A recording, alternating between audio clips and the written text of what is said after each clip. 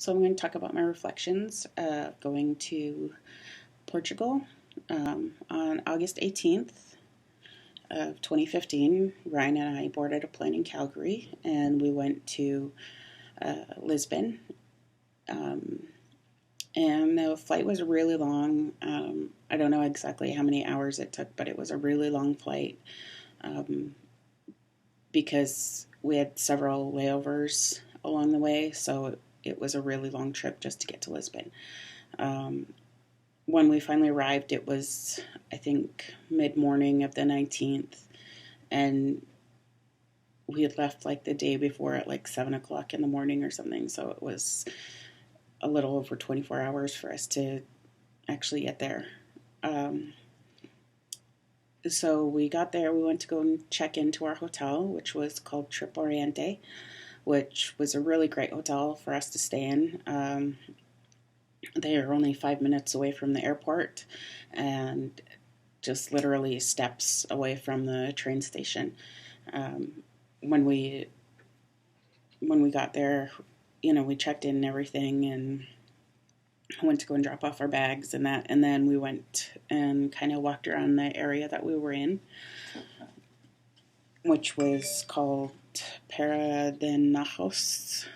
I think that's how you say it. Anyway, um, there it's a neighborhood, and it was fairly quiet because it's a ways away from downtown.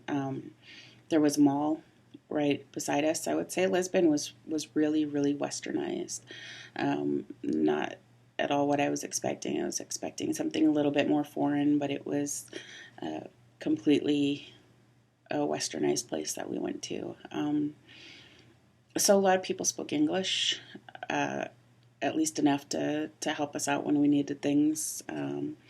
And all the restaurants that we went to, they had English menus, so we didn't have to try and figure out what they were saying in Portuguese, which was kind of nice. Um, and so we just kind of checked out the neighborhood that we were at the first day, and then we went back to the hotel and just stayed in the hotel for the rest of the night. The next day, which was the 20th, we went to the downtown area, just to go and check it out and see how things were. So we were at the downtown, and we went to check out their castle, which is called St. George's Castle.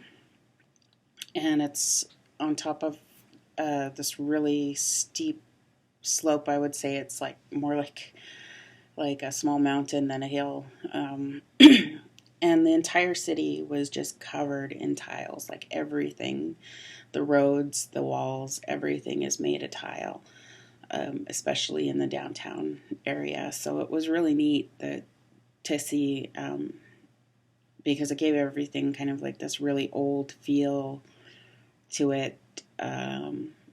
Even though they had like modern stores in the around the downtown and that, it really did have this old feel to it because everything was made out of tile, and you could just like see the age and everything. It was really quite beautiful. And so we went up to the castle, and the castle was not at all what I thought it was. It was actually like a ruin of a castle. So it was basically just the walls and just bare dirt floors, no roofs left, pretty much.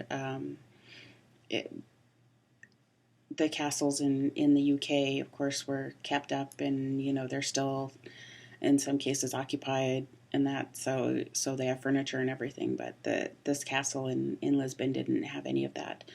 Um, and we took some photographs up there, and that it was really different and a nice place to see. And so we did that. We looked around, and then we climbed back down. I say climbed because it did feel like a climb, even though it was completely paved with the tile ground and everything. And then we went back to our hotel after spending the day there. We were probably there maybe about 5 hours in the downtown area, and then went back to the hotel and pretty much just rested for the rest of the evening. because we had to get on the train the next day to go out to Tamera. So we got on the train the next day. We got on an early train. I think it was like a 10 o'clock train or something. And it takes about 3 hours by train to get out to Fungara, which is the town that is closest to Tamera. And so we went out there, and while we were out there, we met up with one of our group named Armando.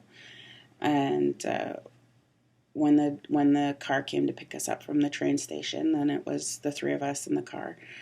The driver did not speak any English, so it was kind of awkward because he kept trying to tell us things. But of course, since none of us spoke Portuguese, Armando knew a little bit of Portuguese, but Ryan and I, of course, know nothing of Portuguese language, so we kind of had an awkward ride out because we couldn't talk to him, which was unfortunate because, he tried really hard to tell us about the landscape and tell us about things, and Portuguese being so different, we couldn't understand anything that he was saying, and I felt really bad because I felt so stupid that I couldn't speak Portuguese even a little bit. So we got out to Tamera, and he dropped us off at the guest house. And at the guest house, we met a young man named Wendelin, and his mother usually welcomes new guests, but his mother was not there, so he was the one to accept us in. And he was a very nice young man. I'd say he was about 14 or 15. And both him and his mom are from Germany.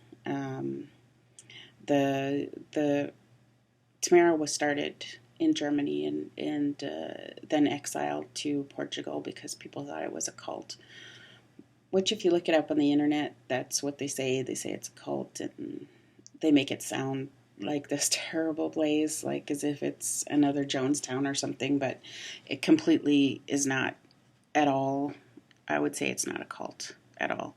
And it's kind of out in the desert, so there's really, like, the closest town to it was like 45 minutes away, which was Funcara. And so Gwendolyn kind of showed us around, like brought us to our room where we dropped off our bags and stuff, and then kind of showed us around the complex a little bit.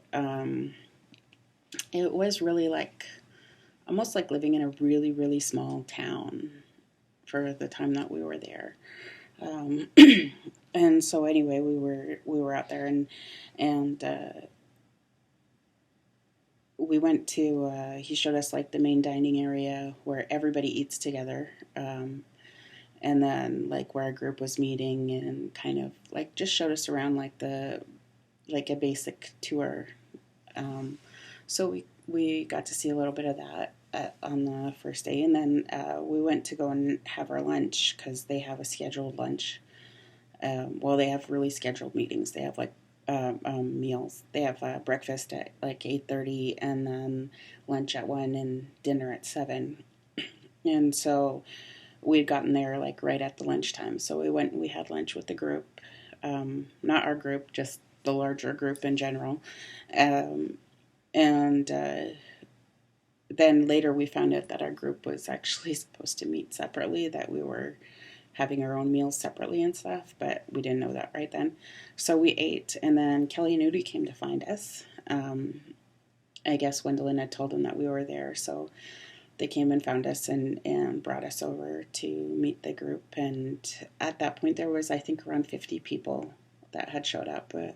Over the course of the week, more people showed up, so we ultimately ended up having about 60. And so we were kind of introduced around a little bit. We met a few people and everything, and of course, because I was just being shy, I didn't really talk to anyone or anything. I was just being shy. And then I started feeling sick because of the heat. It was really, really hot that first day. It was hot every day, but I was starting to feel it from the heat. So I went back to the room and because there's no air conditioning, of course, there. So I jumped in the shower, just got soaked in my clothes, and then went to sleep because I was just too hot. Everything was just too hot for me. I was not expecting the heat to be like that in Portugal, and so I went to sleep, and then Ryan came to wake me up for dinner, maybe about an hour before dinner. And they'd been going all afternoon, and so I kind of missed the afternoon session of that day because I just wasn't feeling well. And so then we went and we had dinner with the group, and we kind of met a few people and talked a little bit. But being that I'm generally shy when I first meet people, I just didn't say anything. Really, I just let people talk at me and stuff. And then that evening, they have a small bar there that people go to meet at, and they only serve alcohol like a couple of nights a week. The rest of the night, it's the other nights it's like juice and flavored waters and things like that. It's they don't really serve alcohol the rest of the week. But that night, they decided to open a bar, especially in the dining area, because they had something else going on at the bar for one of the other groups that was there. So we met up there and had a glass of wine, and Manolo was talking to Ryan and I, and then he asked me about how Ryan and I had gotten together. I guess it seemed weird to him or something that Ryan and I were together.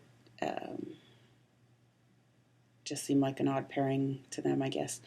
And so we told our story, which turned out to be pretty funny because we ended up gathering quite a crowd around us, just telling them about how Ryan and I got together, which was really funny. And so we went through that whole night. We ended up taking up the entire evening, just telling people about it, because people, I don't know, they were really interested, I guess. And so we had this little crowd gathered around us, and we took up the entire evening telling people about how Ryan and I had met and how we gotten together and how we ended up getting married and everything. And so it was kind of funny. I guess that was kind of like a really good icebreaker for us, because I was really nervous to talk to people. I didn't really know people or anything. So it was neat, because the only people that I knew was Kelly and Udi. They were the only people that I knew.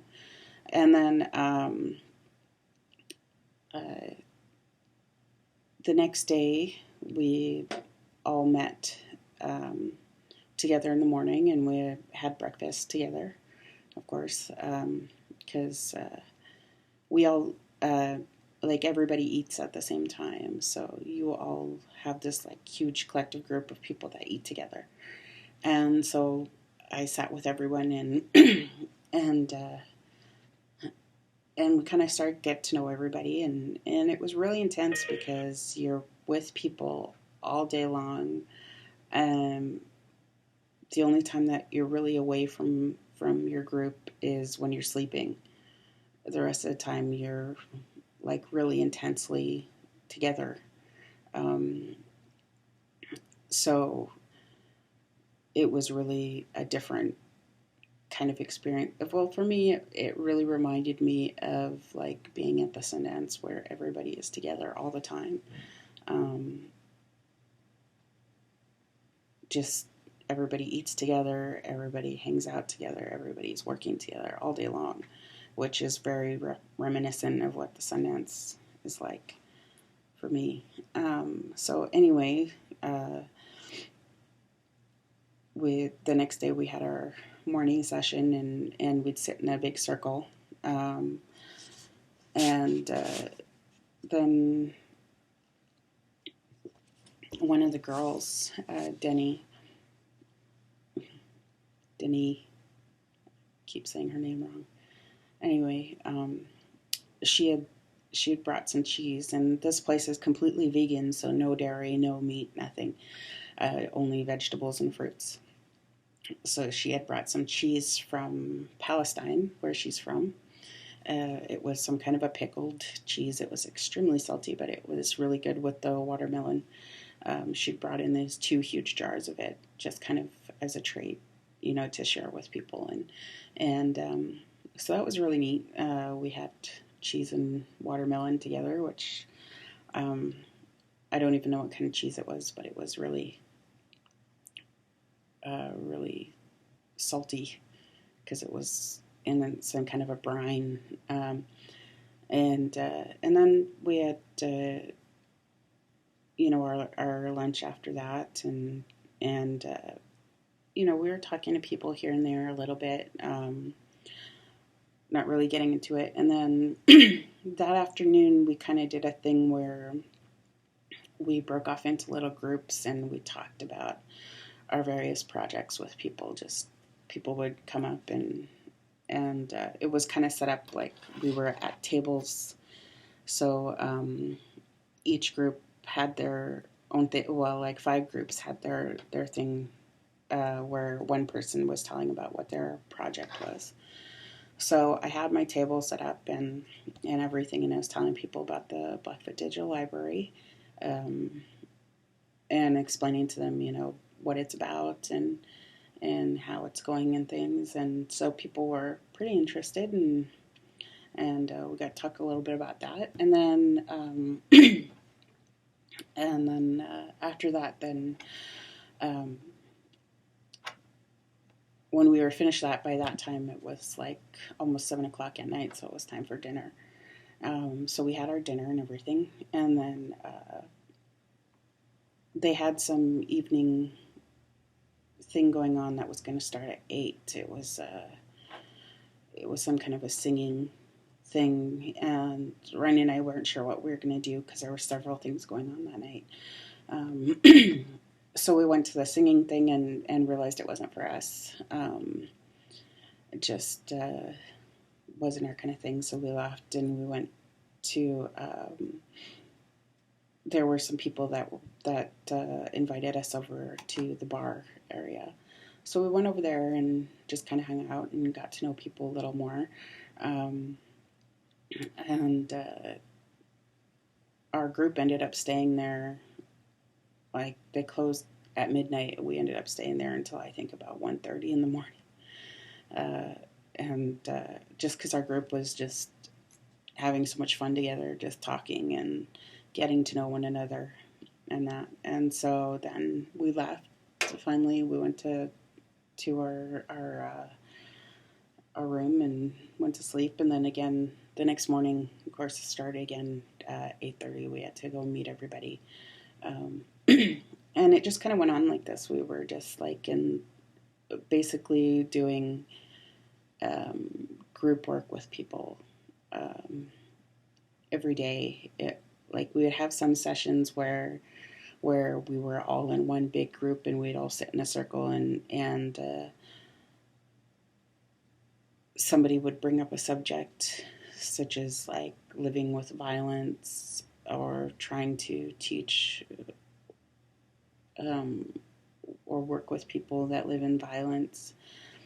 And not just violence as in like domestic abuse or something like that, but like just the violence of living in the Western capitalist world, as well as people that actually come from war-torn countries. So it was pretty intense. And so like all the different things that we worked on there was a few of us that were Indigenous people that worked within our communities, but I would say the majority of people that were there were from the UK, and were working within the Western mainstream. So they didn't have the kind of experiences of working within an Indigenous community and coming from that community. So it was more like the people that were Indigenous people were like educating the non-Indigenous people on how to work with Indigenous groups, kind of. Um, so we were doing this, and that was basically like what our days were just trying to help people understand what it is to be from an Indigenous community and to work within that Indigenous community and to try and help others that are living in our communities that are maybe not as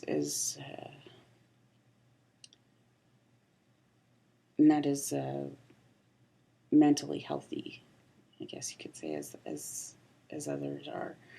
Um, and we also got to learn a little more about other people's projects and stuff, what they were doing.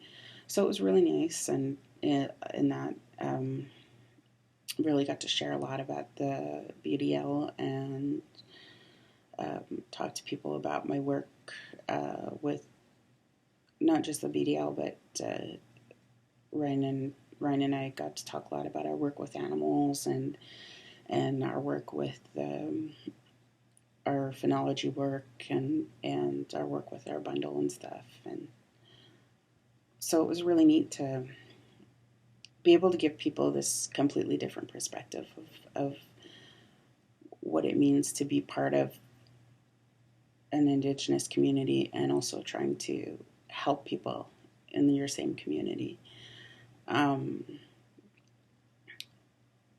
So it was really nice to be able to do that, and we had lots of people just really, really interested in the BDL and in the former Gunay Studies project. So it was a great learning experience, and it was a really great teaching experience as well. The other part of it, though, was that it was really difficult because we didn't have nurses with us, and when I was talking to people, I was trying really hard the whole time to think, well, what would nurses say? How would nurses answer this? Because his presence was very much felt by, I think, everyone that was there. Because Narcissus was supposed to be there. He should have been there. So we tried our best to represent what we thought he would have wanted of us. We tried our best to do what we could. And in the end, I would say it really came across to people. There was one day in particular, it was about our third or fourth day there. And people were, I think it was like a real culture shock. They were kind of coming off of the initial high of it. Just being in that kind of situation where you're living and eating with people constantly, and you kind of get no break for them. People were kind of having a little bit of a breakdown that day. And so I had lots of people coming to me and looking to me for support and help. And they were coming to me and telling me, I need your help. I need you to help me get through this. I'm having so many emotions and things are coming up, and I need you to help me. And I really think it was because they were feeling something from me that they hadn't experienced before. Being a beaver woman, I've had this happen, like similar things happen to me before, where people feel something from me. They don't know what it is. They're attracted to me. and they don't know why, and they don't know how to deal with it. And so a lot of times they end up breaking down, and they kind of have like a little crisis. Um, and it happens. And I think this is just a common thing that happens with people that are involved in ceremony, where people, they're broken in some way and they want you to help them fix it, and they don't know how to fix it themselves. And they just feel like you're the one to help them. And I understand that. I mean, um, there were times in my life when I needed help, and my answer to that was to turn to our Blackfoot ceremony, and it did help me a great deal. And so that day I had people coming, and they were just like, "Can I hold your hand? Can I touch you? Can I hug you?" kind of thing. And so I had people, and I understand that like they don't understand what it is when you touch somebody like that they're actually taking something from you. I even had people that weren't even asking; they were just coming and holding my hand, and they don't understand that they're actually pulling energy out of me. Um, and so I could really feel it that day. I could feel my energy just being sucked out of me. And it kind of continued for the rest of the days that we were there, that people were coming in just wanting to hold my hand or hug me, or just like wanted to touch me. And these were people that I knew needed help. Um, and I tried not to. I tried to answer their questions in the best way that I could, and I let them, hold my hand when they needed to, or hug me when they needed to, because I knew that they needed something. And so I just tried my best to be strong and let it happen. But along with that, some people, they think that it's a sexual attraction, which it isn't. They just don't understand that because they don't know how to interpret it. So I did have a couple of people. There was a woman that thought that I was trying to go after her man or something, just because he kept wanting to talk to me and wanting to be around me and whatever. And I think he mistook it for, like whatever it was that he needed, he mistook it for some kind of a sexual attraction. So I just tried my best to stay away from him because I could see that coming. I could see what he was doing, that he was confused, which it's not the first time it's happened. People that meet Ryan and I, they confuse their attraction to what we have as a sexual attraction, which it isn't. They just don't understand what it is that they're feeling, and so they automatically think it must be something sexual, even though it's not. And so I just tried my best to stay away from him, and because I didn't want to get mixed up in that, and I could see his woman was getting upset because she thought that I wanted this too, and so I just tried to stay away from the two of them as best I could. And I don't know what he said to her or did or whatever to make her think that this, and she obviously thought that I would react the same way. She did, because she didn't know me, she didn't realize that I would never do something like that. So that got a little bit awkward. towards the end, just because she was obviously very, very jealous because this was a new relationship, and I could see it very clearly what was going on. So I just tried to back off and just didn't speak with him. He kept coming to speak to me, but I never initiated speaking to him, and I just tried to put up a barrier to know for him to know that don't touch me because I know your woman is jealous. She thinks something of me that is not true, and so that was kind of weird. But like I said, it's just something that happens with some people. They confuse what they're feeling with sex. So, but everybody else that I got the chance to work with a little bit,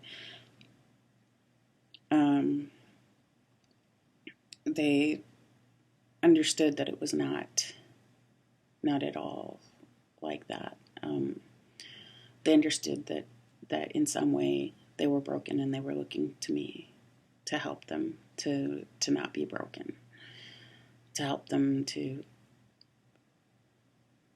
get over and get through what was going wrong in their lives.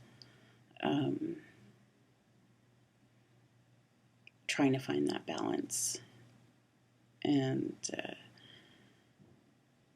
so I did my best, and I did what I thought narcissists would do, and I tried my best to help people as much as I could that were coming and asking me for help. And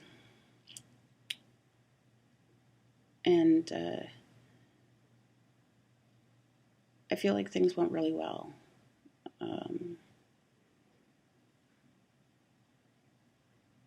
Like by the end of our time in Tamera, for some people, it had turned into a healing kind of journey, which I think maybe started them on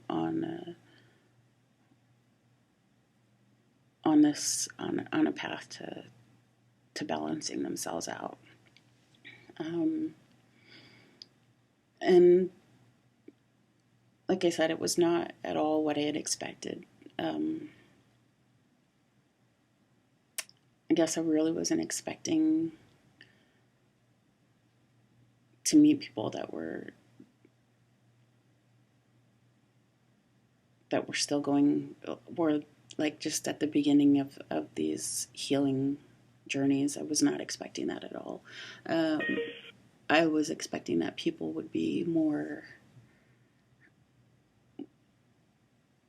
farther along that path of healing than they were. I felt like I was put in a weird position, kind of. Not a bad position at all, but like a weird position where because of being a bundle holder, that people really needed help, and they felt that I was able to help them in some way because of it.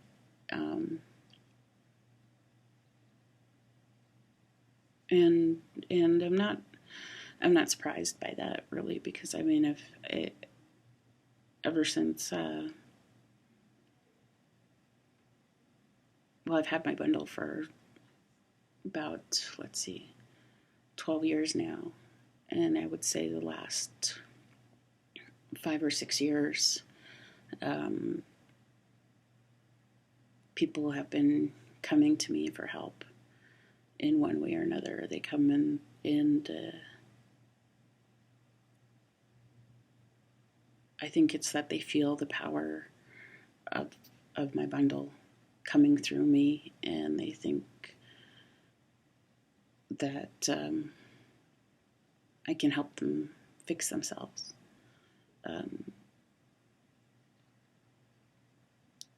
And so usually what ends up happening is I just listen to what people have to say. Um, and I try to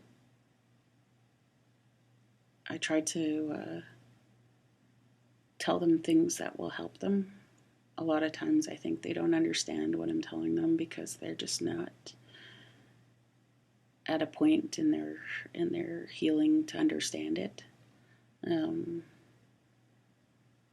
but that's kind of what it ultimately turned into for a lot of people was a healing journey.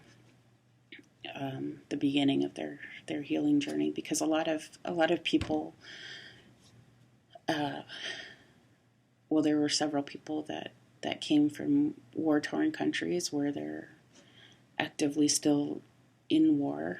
So people are like dying on the streets, people are getting shot, blown up, that kind of thing, like every day. They're seeing that every day.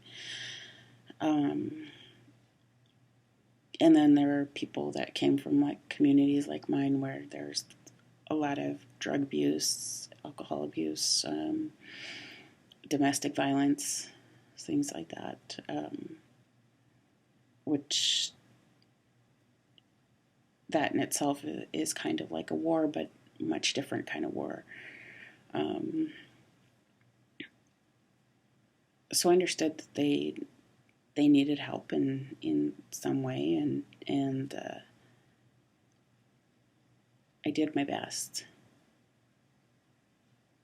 to try and help them, even if it was just by listening to them speak and letting them hold my hand, because I knew that's what they needed.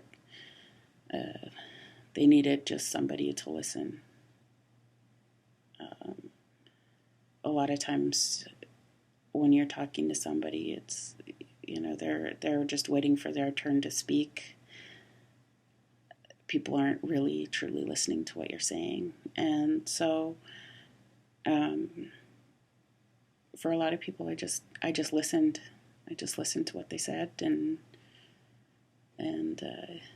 let them talk and let them know that they had my full attention, because that's what they needed. They needed someone to listen to them. And so that's what I did. And so by the end of our time at Tamera, so many people had felt that they had formed a bond with me or with Ryan, that they were very upset to leave, of course, and at the same time, happy to leave because they felt like they had achieved something and something in them was on its way to be fixing. And so that was, it was happy, but it was also sad for some of them. And so by the time that we left,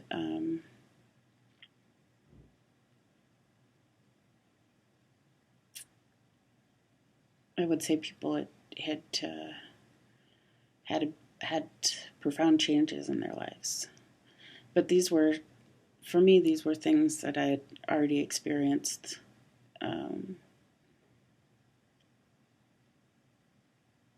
So it wasn't, these were things that feelings and that I'd already gone through many years ago, so it wasn't as,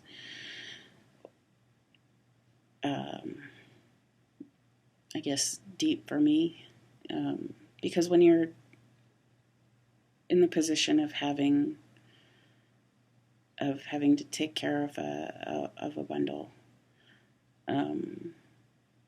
people come to you all the time, and they're looking for help. And so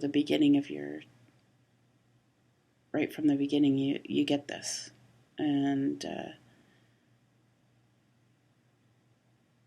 so it just comes at you, and you learn how to deal with it after a while. You learn how to deal with people that are broken coming to look for help from you. And so that happened, but it was okay. It wasn't horrible or anything. I think it was a good experience and good things. And so by the end of our time there, on our last day, we went back to Lisbon, and we got to Lisbon pretty late in the afternoon. I think it was almost 7 o'clock in the evening when we got back to Lisbon. And then we went and we just went back to our hotel and just kind of hung around there and had a look around the mall because we didn't really look around it the first time. And we got some food because there was a little grocery store there. So we got some food and stuff for our room, snacks and things. And then we went out to have our dinner after that and found it very, very difficult to eat the regular food. We ended up having a shrimp and pasta, and even that was difficult to eat because our bodies had just become accustomed to the vegan food that we were getting in Tamera. The next morning, we went downtown again. That was the day we were going to go do our souvenir shopping and that. So we went downtown and we found a place to have breakfast, and I thought, oh, bacon and eggs, perfect. This will be a great breakfast. It was not. I did not realize how quickly my body had changed to rejecting meat. I couldn't even hardly eat the eggs or the bacon. It just my body just didn't want it. It tasted horrible to me, and I wanted to throw up. It was just terrible just having that I'd never experienced anything like that. And so the rest of the day we didn't eat anything with meat in it because neither of us could stomach it, and we didn't want it. And so then after that, we went to walk around just the downtown area. We spent probably about 3 hours that morning in the downtown because we got there pretty early in the morning. And just did a little bit of shopping, just getting our souvenir stuff and whatever to bring home to give away. And once we were done that, we went back to our hotel, and then we just decided to walk around our neighborhood area again. Because that first day, I think because of the medication, I don't really remember much of being there. So we walked around. We went to go look at different places and just to see what was in our area, because I guess they had Expo 98 World's Fair there, so in the neighborhood that we were in. So they had built it up quite nicely. They had a lot of nice things going on there, and so we walked around and just basically just looked around and kind of reflected on our time in Tamera and reflected on our time in Portugal in general. And then that evening we went and ate somewhere. I don't remember what we ate. And then came back to the hotel and pretty much packed up our stuff because the next day we were getting back on the plane to come home. So kind of dreading that long flight, but this time it wasn't as long because we didn't have a bunch of layovers. We only had one, which was in Toronto. And we were very shortly in Toronto, so it wasn't a really long layover or anything. So, so we just went back to our hotel and kind of packed up and got ourselves ready for our flight the next day.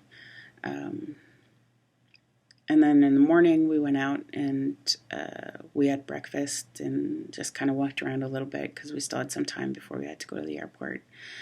And then I think it was about noon we went to the airport, and we just waited around at the airport basically for our flight to go.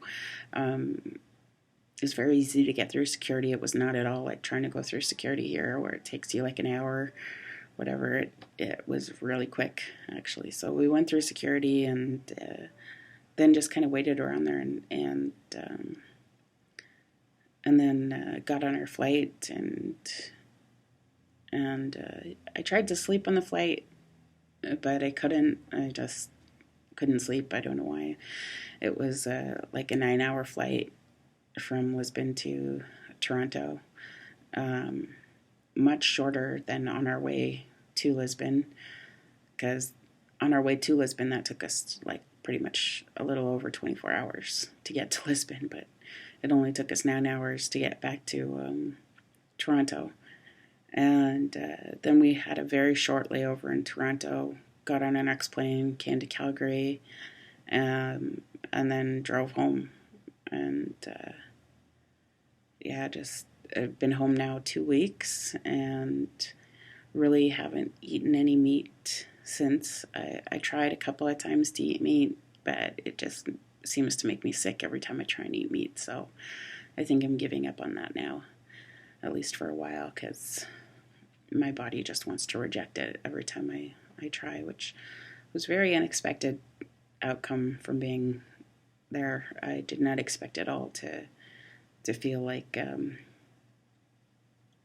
sick from meat. I thought I was going to be craving it so badly, but as it turns out, my body just doesn't want it, so that's fine. I just won't eat meat for a while, just maybe very slowly or something. I'll try to introduce it, but yeah, for now, my body is just completely rejecting it. Every time I've only tried like 3 times since getting home, but yeah, every time I try, it doesn't sit well with me. I just feel really sick after eating even just like a little bite of meat.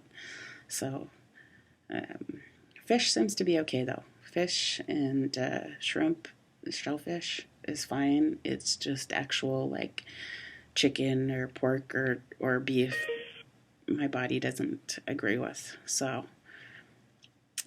temporarily, at least, I'm giving up on that, and it's probably a good thing because the diet that I had before going was mainly meat and hardly anything else.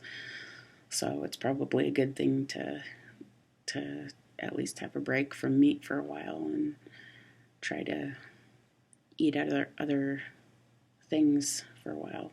Expand my cooking as well, because now it's like I have to learn a whole new way of cooking, which is fine. I love cooking, so I don't mind learning new things. Yeah, so that's basically my reflections on Tamera.